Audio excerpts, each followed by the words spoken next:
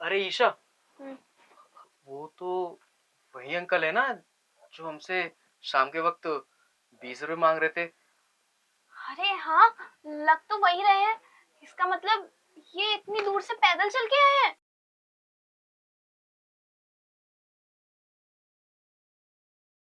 बेटा मेरी मदद करो, मुझे 20 रुपए दे दो।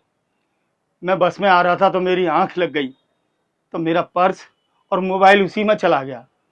और मेरा घर यहाँ से 20 किलोमीटर दूर है। बस ज़्यादा नहीं, 20 रुपए की मदद कर दो, बड़ी मेहरबानी होगी। अरे अंकल, आप हाथ मत जोड़िए, मैं आपको देती हूँ। अरे एक मिनट, तुम क्यों पैसे दे रही हो इनको? कोई पैसे लेने की जरूरत नहीं है इनको। इन लोगों की ना आज मुझे अच्छे से पता है, ये ऐसी खड़ी हुई लोगों से पैसे मांगते हैं, बाद में पैसे जोड़ के दारू पी लेते हैं और नशे में रहते हैं पूरे दिन। नहीं नहीं बेटा, ऐसा कुछ नहीं है, मैं सच बता रहा हूँ। मेरा पर्स और मोबाइल बस में चला गया, आंख लग गई थी तो सब बस। पता है मुझे, ये टाइम तुम्हारा नशा करने का हो रहा है और तुम अब नशा करने जा रहे हो। सुबह से घूम रहे होगे, नशा हो गया तुम्हारा, अब उतर गई है ना तो फिर से नशा करना है तुमको। बिना नशा करे काम तो होता नहीं है। विशाल, 20 रुपए की तो बात है, अगर हम दे भी देंगे तो हो सकता है इनका भला हो जाए। और 20 किलोमीटर तुम्हें पता है ना कितना दूर होता है। और बेटा, बस आखिरी बस किसी ने बताई है आने वाली है, उसमें बैठ के चला जाऊंगा। किराए के लिए पैसे दे दो बेटा। और मैं दे ईशा, तुम्हें नहीं पता इन लोगों की आदत। ये लोग ऐसी बहाना बनाते हैं, 20 रुपए 10 रुपए ले लेके 100 150 रुपए जब हो जाते हैं, दारू ले लेंगे, अपना नशे में हो जाएंगे। इनकी बातों में मत आओ। मैं रोजाना रोड से निकलता हूँ, बहुत देखता हूँ इन जैसे लोग। इन जैसे लोगों का पूरा ग्रुप है, ग्रुप चैन। ये लोग विशाल, ऐसे नहीं मेरी मानते। बात तो सुनो। उनको 20 रुपए देने दो यार, उन्होंने कुछ खाया भी नहीं होगा ना, उनके पास फोन है ना उनके पास वॉलेट है उनका, तो वो घर पे कॉल भी नहीं कर सकते अपने। आज के जमाने में किसी का भरोसा नहीं किया जा सकता। तुमको बात समझ में आ रही है कि नहीं आ रही? अच्छा, कोई बात नहीं बेटा, जाइए, आप जाइए, प्लीज जाइए। रहने दो, चला जाऊंगा।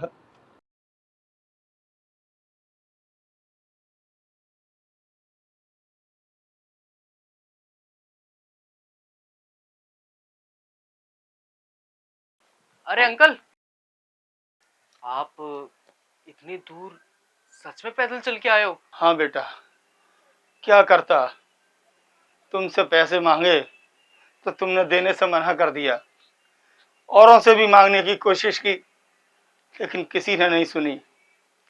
घर तो आना ही था, तो धीरे धीरे चलता आ रहा हूँ, थक कर चूर हो गया हूँ। अब थोड़ी दूर और बचा है, चला जाऊंगा ऐसे ही। क्या करूं, मजबूरी में मांगे थे पैसे, किसी ने मदद नहीं की। चलता हूँ बेटा। अरे अंकल रुको, अब क्या बताऊं आपको।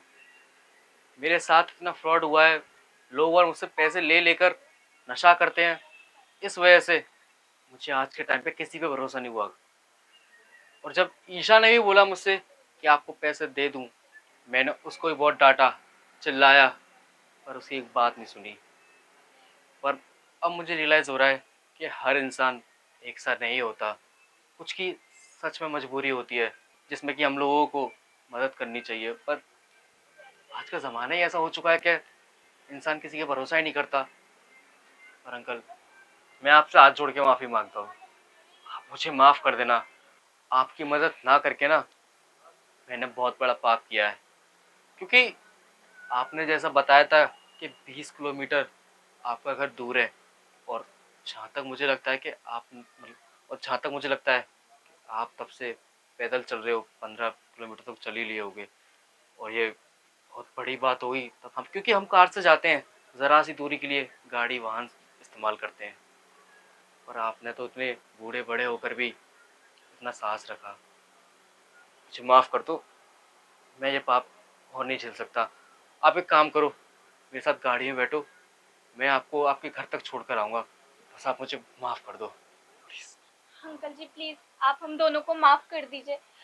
मुझे लग ही रहा था कि कुछ गड़बड़ हो रही है, मैं इनको समझाने की भी कोशिश कर रही थी, लेकिन उस बात को भूल जाइए ना। आप गाड़ी में बैठिए, मैं आपको छोड़ देती हूँ। Please uncle. नहीं नहीं बेटा, मैं खुद चला जाऊंगा।